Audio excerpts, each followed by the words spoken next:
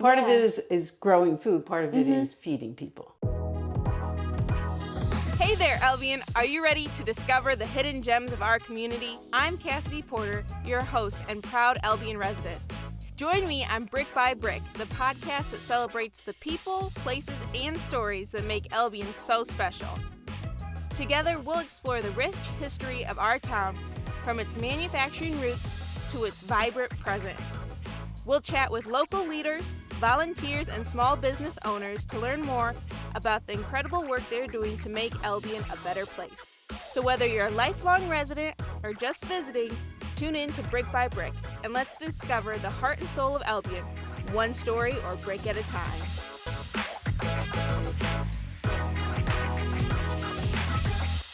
Welcome back to the Brick by Brick podcast. I'm your host, Cassidy Porter, and today I'm joined by Trisha Franzen, co-chair and professor of Women's, Gender, and Sexuality Studies at Albion College and one of the leaders of Albion's Community Gardens. Today we are focusing on her experiences with the community gardens and the opportunities within that work with the community. So thank you for joining me today, Trisha. Glad to be here. I'm really excited to talk to you about the community gardens. And I mean, they've been around for quite some time now, and that's pretty exciting. Yeah. So before we dive into present day with your work with the gardens and everything, I'd love to hear your Albion story and what brought you to our community.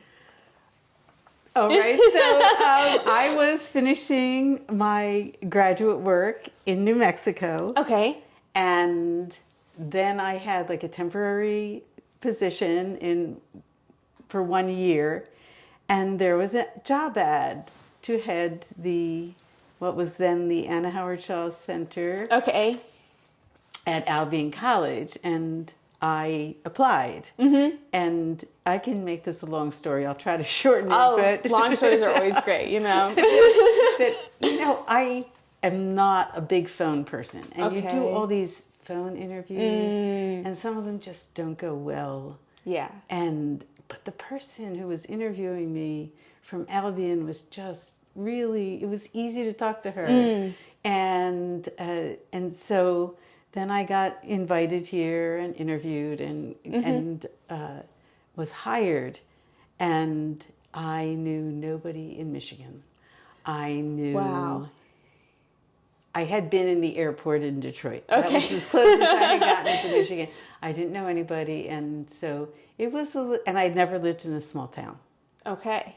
So, and then what happened was the wonderful person who was interviewing me was Dr. Gail Stratton, who was in the biology department at that time, who is also from New Mexico.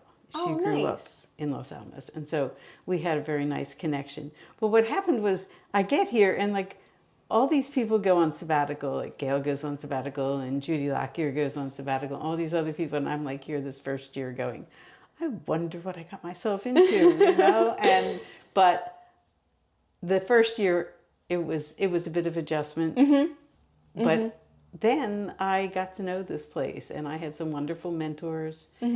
I would love to acknowledge Kim Tunnicliffe, and he was very important because we were in the same building, and Ginny Tunnicliffe had been in the position before me. And so they really introduced me to the community, and then I fell in love with the community, as many of us do. So, yep. Yeah, wow. So where are you originally from then? Originally from Philadelphia. Okay. Yeah, so quite the shift then. Yes. To then end up here in Albion. Yes. Yeah.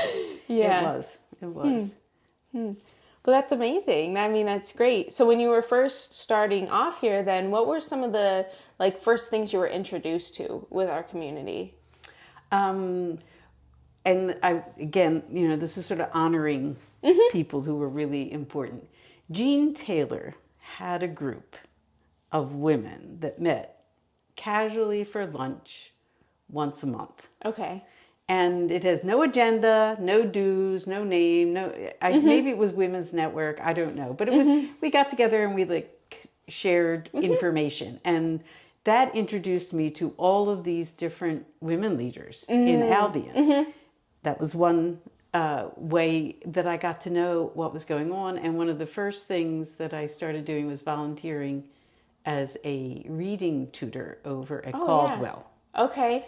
So I got to know Eddie Williams over there and got to know some of the children and teachers, and then got involved with what was then the Johnson Child Care Center. Okay. And you just, Albion really welcomes you if you're willing to get involved. And that's what happened. It was like, it just went on from there. And if you're willing to do the work, Yeah. people are really thrilled to have you. Oh, yeah. Yes. Yeah, definitely. We definitely love it when people want to get involved within the community, too. So that's always great. Yeah. So switching gears just a little bit, have you always had a passion for gardening? Yes. Okay. And I think about this all the time. Like, why do some of us, even in my family, I mean, my family is a very food-focused family. Okay. But I'm like the crazy gardener. So my grandfather had a garden, and as a little kid, we were not allowed in it. And I think that was one of the things, like, I know all these people who had to go weed the garden, and they're like, I'll never have a garden. Well, I wasn't allowed in his garden because I was a very little kid at the time. But I'd always I was fascinated by, like, you can get your own food, whether it's like a fruit tree. I can remember somebody cutting down a fruit tree, and I'm like, why would you cut down a fruit tree? And as soon as I was old enough to have my own, my parents didn't have a garden at our house. Okay. They had flowers mostly and children. But I knew that as soon as I had an opportunity, and part of it was being of that generation, sort of back to the land, kind of, the whole earth catalog. Yeah, I don't know like if you've ever seen reconnecting that. some. Yeah. And so, organic food and healthy food and stuff like that. So that was my big connection. So I've gardened in Philadelphia, and then I've also gardened in upstate New York, the Buffalo area. Okay. Which was a challenge. I can imagine. Yes. And then I gardened in Albuquerque, where there were days when things grew so fast, I was afraid to go out to the garden. It was like, really? They get that big? They grow that fast? Yeah. And so that was the next place. And then Maine. Okay. And then here in Albion. Wow. Yeah. So there's been a lot of different terrains that you've gardened in. Yes. So you have quite the experience within gardening itself. But I'm very happy here. Yeah. Because I think that's this great. is a great place to garden. So what are some of your favorite things to grow? Tomatoes. Tomatoes. I'm in the category of like a real tomato nerd. Okay. I mean, how many tomatoes, how big, how many different kinds, how many different colors, all of that. And then because of New Mexico, I like to grow chili peppers. Okay. And trying to grow New Mexico chili peppers here is also, a stretch. Yeah. But those would be second. After that, I mean, people who know me know I'm a real cabbage person. Okay. I love cabbages, but tomatillas, tomatilla salsa a lot. So those are some of my biggies. Yeah, that's really cool. So then, how did you first get involved with the Albion Community Gardens? I'm going to take it back a step before that. Yeah. My intro class had always had a requirement for some kind of community service. Okay. At one point, we decided, let's look around, and rather than everybody having to find their own, let's find something that we're all going to focus on. So we did research for 2 years, I think. Maybe it was just 2 semesters. But we decided middle school, because it was when the middle school was still within walking distance of the college. And we decided middle school girls. So we have years of doing what we called Girls Club. Okay. Really creative title, right? Yeah. Girls Club.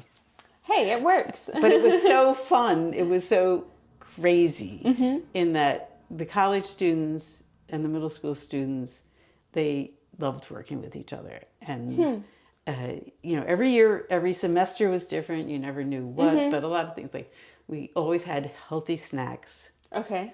That was main, healthy snacks. But then we do a lot of crafts, tie-dyeing t-shirts, designing the t-shirts. Gave us space for girls to... And then we gradually, it's got to be boys and girls club. Okay. And then one student said to me, there's an issue with food. And I'm like, well, what do you mean? She says, well, do you notice there's never any food left? And sometimes they fight over it. And I said, yeah, I know. And she said, food insecurity. And I'm like, she says, we need to do something about it. And I always love it when students like tell you, this is what you need to do. But this student, she was only the beginning of a sophomore year, so she was going to be around for a while. We decided, let's, there was a whole movement of school gardens, or what are they called? The edible schoolyard. Yeah, started in California with Alice Waters. So we thought, okay, well, we started doing that, and it was way too much fun.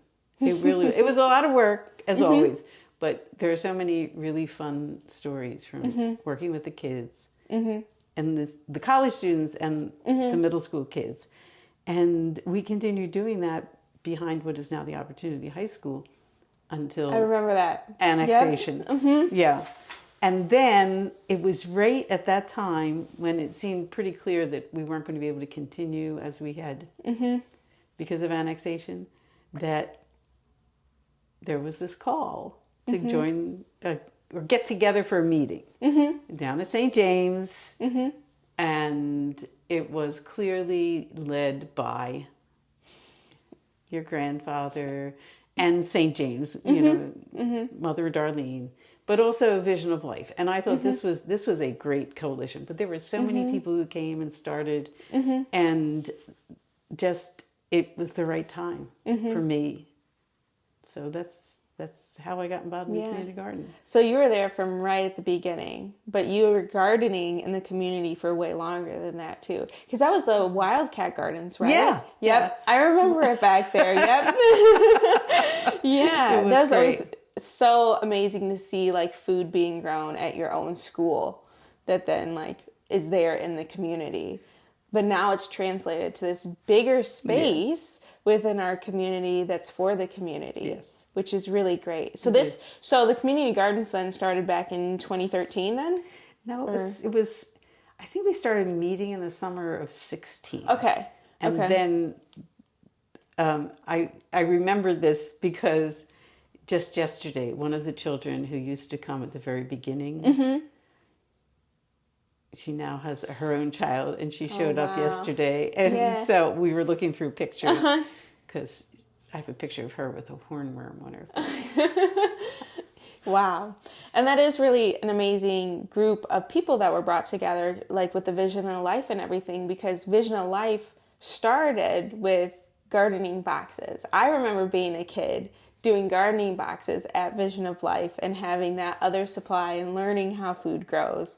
So finding this bigger way to connect everyone is a great opportunity. Yeah. Yeah. And if I have this correct, the person whose name is escaping me, who was instrumental in those boxes, was also instrumental in starting the student farm.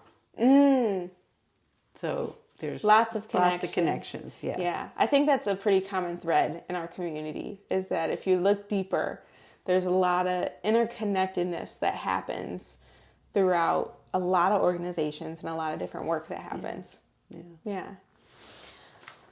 Being at the beginning of the community gardens then and everything, what was really the motivation for you personally and for the group to be able to start off a bigger space where people could grow food?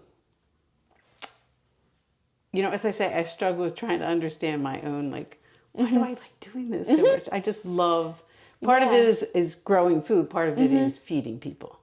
And knowing that there are so many people in Albion who are food insecure, who don't have access to fresh healthy food.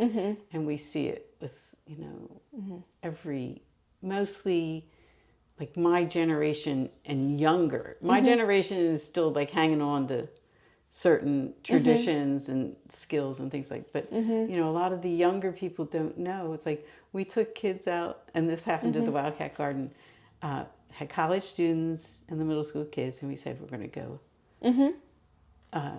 dig up potatoes, or go get potatoes. They had no idea where potatoes came from. The kids had no idea.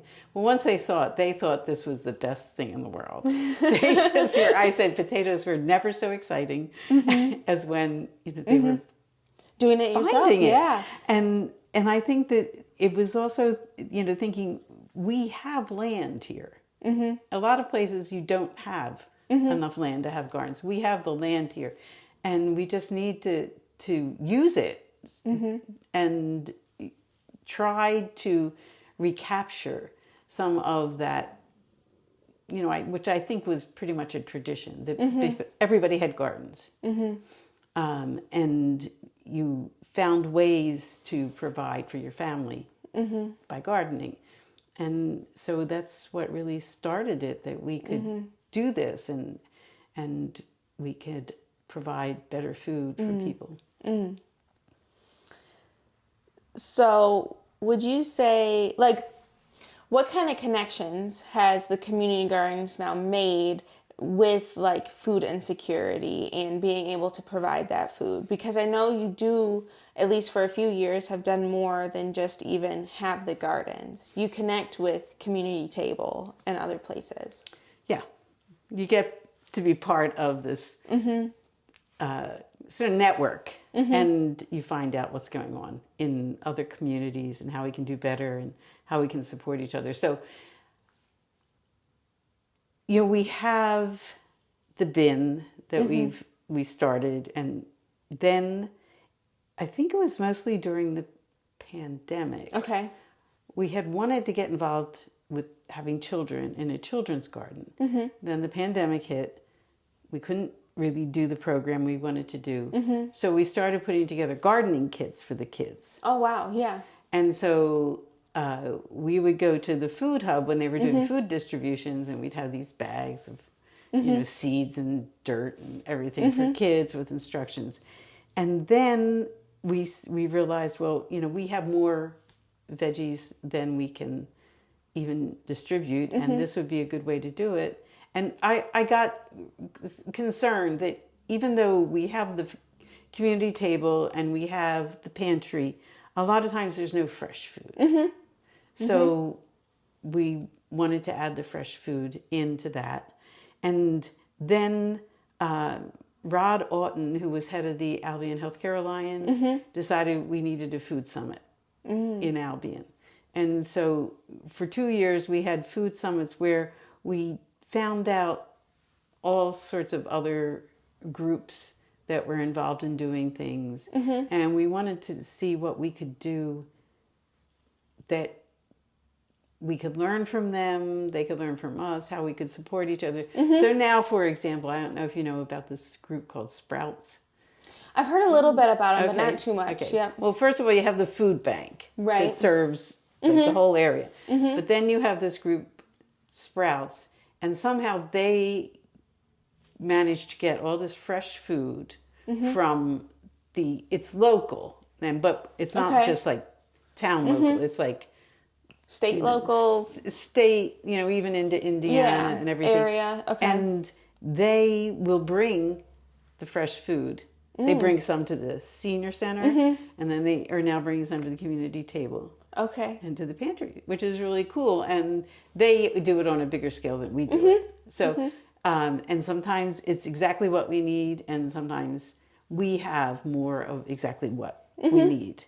So we have very specific Albion preferences on things. Okay. So, like, what are some of those preferences? I'm curious.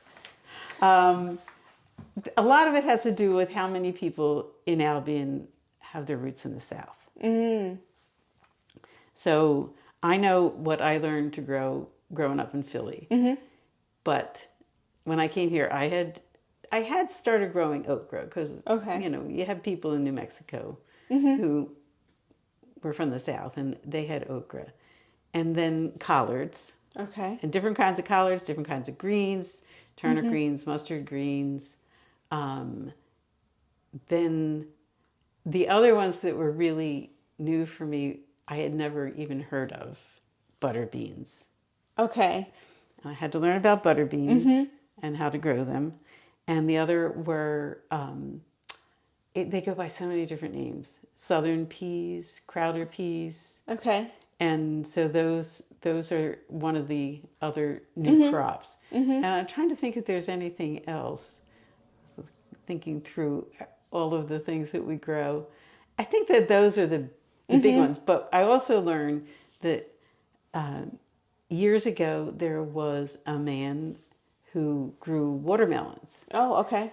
Outside the city, and would then come in one day with this big truck full of, and they were Charleston gray. They were a particular kind of watermelon. Okay. So I now refer to them as the Albion watermelons. Because those are the ones that, So it's, there were certain things that are different. And I think that, depending on, it's like I know that the community over in Battle Creek who is from Burma, they have gardens and they have their own kinds of things that they grow in their gardens. So and I learned this from, the people who are out there growing the food.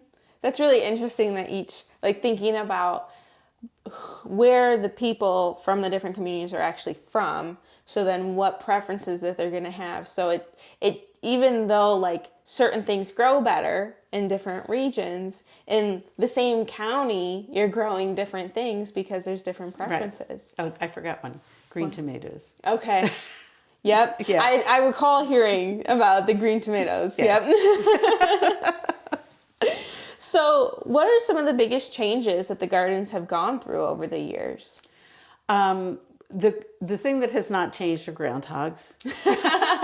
No matter what we do, we can't seem to get rid of all the groundhogs in the garden. So I'm hearing that the groundhog is your mascot for the community gardens. Yeah. Groundhog. But I think that we've gotten, we have better fencing so that we have some, and we've expanded. We've expanded from, we started out with this one small section that now has mostly berries. And then we had the other section where we started having the other veggies. And then we moved, and of course we have the whole area where people have individual plots. And then what we might call the back field is only a few years old. Okay. And we're still working on that with the children's garden in there. And then of course 2 years ago we built the hoop house. And that is a game changer. I had no idea it would be as much of a great game changer as it is. And this year, I wish I had kept track of how much of the produce is coming out of the hoop house. Because it's a jungle in there. It's like frightening how well things grow there, and the comparison with the things that are growing, the tomatoes, the peppers, the cucumbers. That's interesting to think about how big of a change that can really mean. So why, was that the driving force behind getting a hoop house? Did you know that it was going to grow things better, or why did you want to get one? We wanted it because we understood that it would extend the season. Okay. So I had the experience in my own garden one time of, some people get their gardens all tidy at the end. I never do. It just never happens. And so I had kale growing, and it continued to grow through the winter. And I thought, this is fabulous.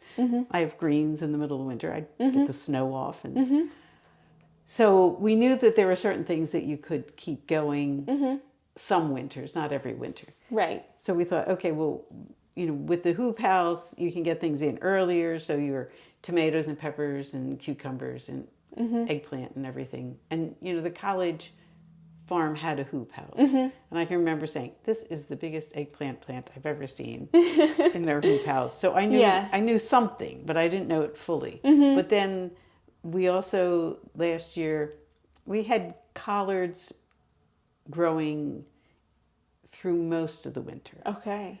And wow. we're still experimenting with what's going to be the best like sequence of things.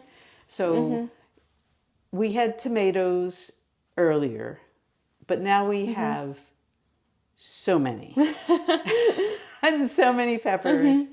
And the cucumbers, there are so many that they pulled down the supports because you want to grow them vertically in the hoop house. Some people like spread them out. But in the hoop house, you want to do vertically, and we have to develop the system to keep them vertical because otherwise, wow. Yeah. That's really amazing, though. It is. That there's so much food that's being grown right here. So what's been some of like the most rewarding parts for you to be a part of all of this growing of food and being in these organizations in the community? I think there's two levels. One are the people who are the gardeners who come out and garden, because people have been so generous with their knowledge.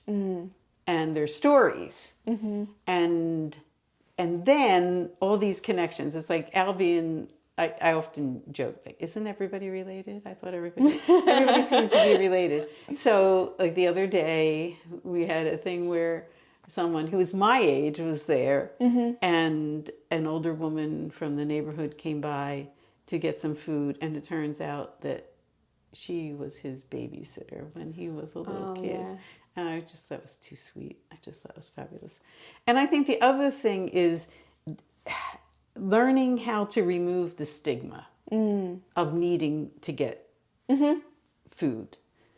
And that is one of the reasons that I really like working with the community table of Albion and giving out food and doing the food pantry and learning from people how we do this, how to treat people with respect, how to give them choices, how to listen to their concerns. And so, I mean, that's really how to get to know the community. And also knowing that there are many other layers that we're not getting to yet. And that's one of the things with the food summits. Like, we know that there are seniors who don't have transportation, who aren't getting what they need. And we have many more things to address. Yeah. So that kind of leads to my next question of how do you see or envision the gardens to grow in the next few years? I have way too many ideas. and I think one of the big things is working more with the school. Okay. I mean, I started with the school, and I would like to see us working more so that all of our children, and it can be the schools, it can be through summer programs, whatever, but it's like having all the children understand where food comes from, to have some basic nutrition understanding, that why it's more important to eat whatever it is you like, whether it's the strawberries, which they do love, or the cherry tomatoes, or, whatever it is, that you will be healthier if you eat these things rather than chips. Or, I won't name any brand names, but where we're going with the super processed, ultra processed food, and just so that they understand and know that they can do this themselves. So, I have these visions of giving all the children, whether it's a tomato plant, a cherry tomato plant, a pepper plant, whatever it is that they really like, that they can take home and they can grow it wherever they live, and see that they can produce food. I see it with the college students, because I have all these college students. They take my class, they start the seedlings, they say, I don't know how to grow things, I kill everything. And then, we can all grow things. Yeah. It's just, you gotta learn. Have those and experiences. And do it. And I marvel at, if you pay attention, and you never know which students are going to be like super careful about their plants, and the other students are like you have 50 little plants in this cell, and you're supposed to have 3. But if you take care and you follow the instructions, like with most things, it really works, and they can do it, and you can take control. There's a phrase that I always want to use, and it's called decolonize your plate, because there's so many foods in this world. Many of us don't have access to the foods that we really love or are part of our heritage, or culturally appropriate is the term that we get.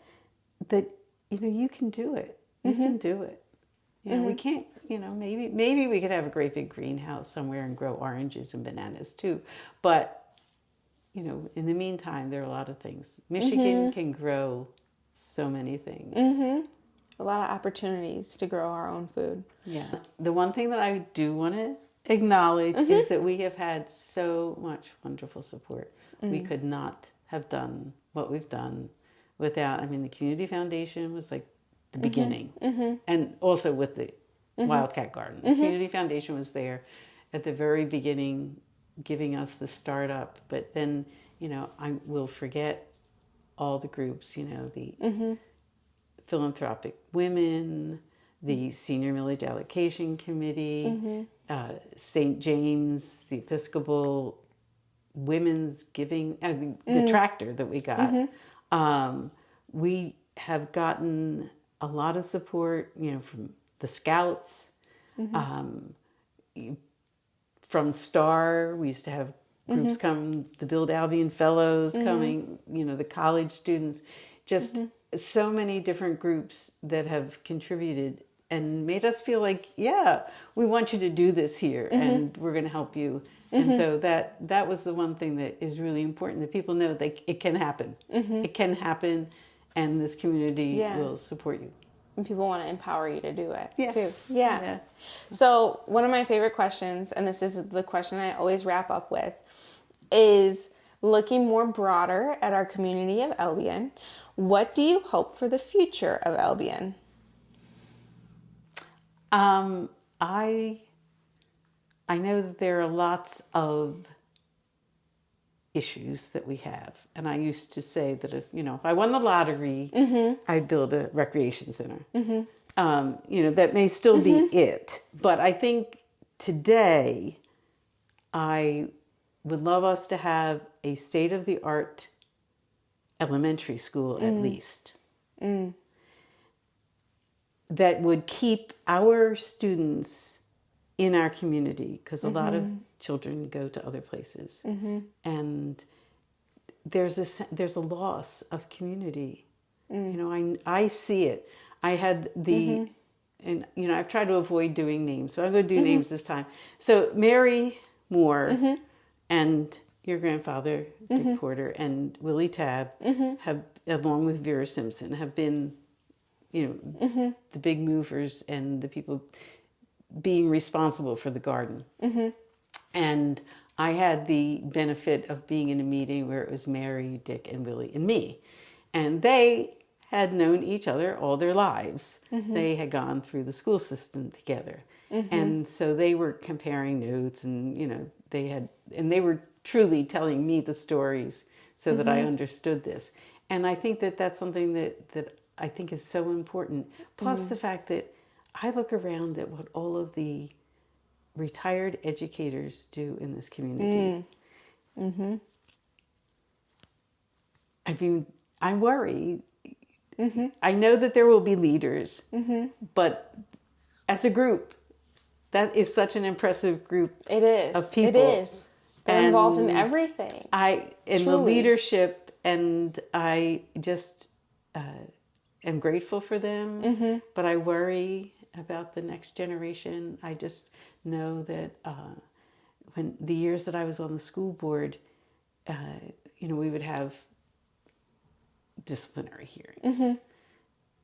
And I was blown away by the depth of knowledge that the administrators, the principals, and the other people involved in the schools knew of each child. And if they didn't know, it was because somebody was pretty new to the community. But, for the children, they had like generational knowledge, you know, so-and-so's father, mother, blah, blah, blah. And so I think that that's something that I worry about. And of course, you know, if we had that state-of-the-art school, we would have a great big school garden again. Oh, yeah. Yeah.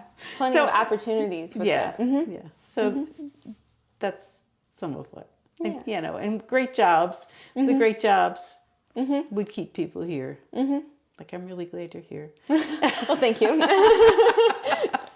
Yeah. But it's tough. You know that. So. Yeah. Well, thank you so much for joining me today. Well, thank you for having me. Yeah. I'd love to talk about the garden. So, okay. That's it for this episode of Brick by Brick. We'll be back with more stories from the heart of Albion. Until then, keep exploring, keep connecting, and keep building Albion's future.